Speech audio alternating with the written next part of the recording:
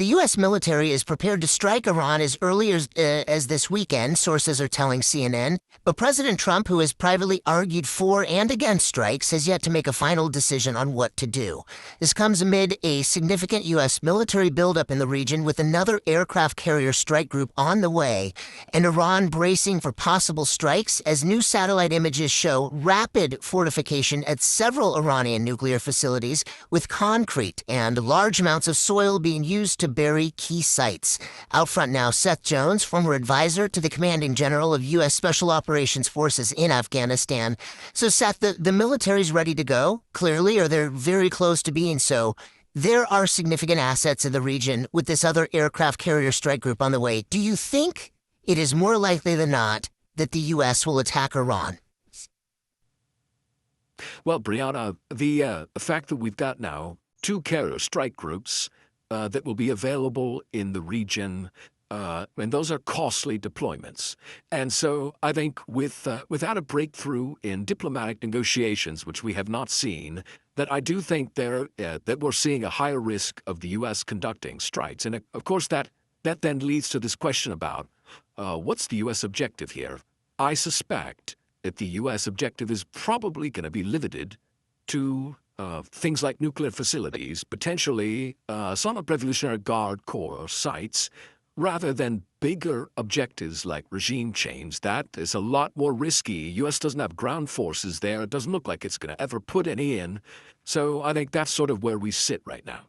So when you talk about what that looks like compared to the strikes that the U.S. conducted on Iran's nuclear facilities this last summer, are you talking about sites in Tehran? Are you talking about sites well outside these nuclear facilities? What are you expecting? So I think it's important to go back to the Prussian military theorist Karl von Clausewitz, who talks about war as being a continuation of politics or policy by other means. So I think really the question here is, what's the U.S. political objective with Iran right now? If it is largely about targeting Iran's nuclear sites, then I think we'll see something that's somewhat close to Operation Midnight Hammer. But the U.S. is probably also going to have to go after Iranian air defense capabilities, which the Israelis had already taken care of by the time those bombers conducted strikes. If the U.S. wants to go after Iran's missile capabilities or partner forces, or even start targeting some of the forces that are cracking down on protesters, then you're going to see a bigger target set list. And so, again, this all comes back to the administration's political objectives here. You mentioned regime change and your expectation that is not the goal here.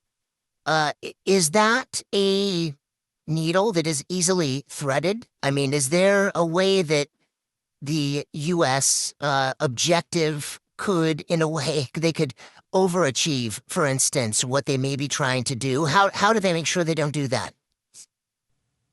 Well, I think partly it's going to be the target set list that the administration starts going after. So if, again, they're just nuclear sites like the ones you just showed on satellite imagery, those are pretty limited objectives. But if we see those tomahawks, for example, going after Islamic Revolutionary Guard sites or bossage sites or other key political targets, for example, decapitation strikes against Iranian political leaders, that starts to move up the escalatory ladder and starts to look much more like weakening the regime and potentially regime change. But again, there are huge risks if the administration goes down that road. Meanwhile, Iran state media reports that Iran and Russia will stage a joint naval drill in the region beginning tomorrow. Joining us now is Democratic Congressman Jim Himes, a Connecticut ranking member on the Intelligence Committee. Do you think an attack is imminent? What are your thoughts on that?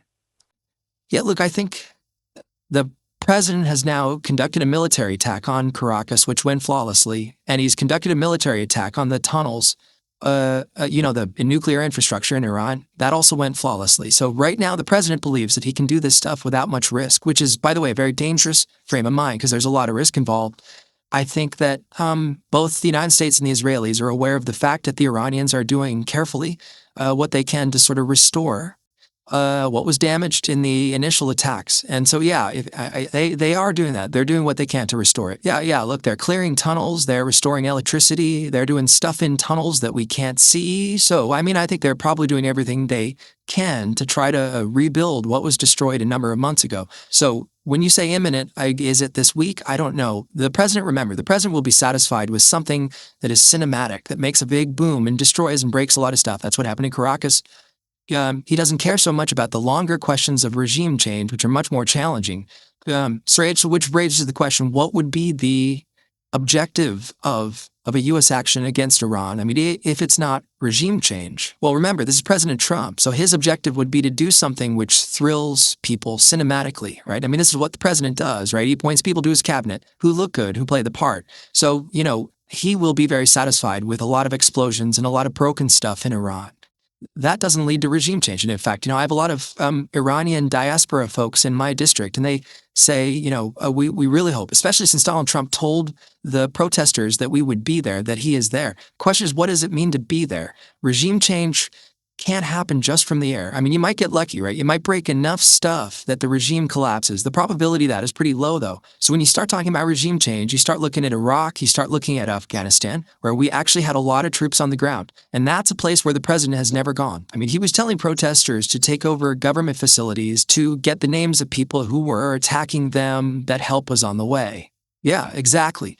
And I mean, when that happened, it sort of broke my heart, right? Because if you're going to say that, and we did this in Iraq, right? When a U.S. president sort of said, rebel to the Shiites under Saddam Hussein, and they did, and they got brutally murdered, and we did not show up for them. And there's a long and ugly history of this. So, again, presumably the president, when he said that, he didn't appreciate the fact that they believed that we would be there in force, not just dropping bombs on battleships, because we can do that really easily without a lot of risk. But anyway, when the president said that, it really worried me, because a lot of people could wind up dead. In terms of an operation in the skies over Iran, I mean, the U.S. had pretty much, by the time the U.S. struck, they had freedom of movement in the skies over Iran. Is that still the situation? No, it's not. As you might imagine, in a matter of months, the Iranians have worked pretty hard to rebuild their air defenses. So every day that goes by, and this is why your question about is an attack imminent, is,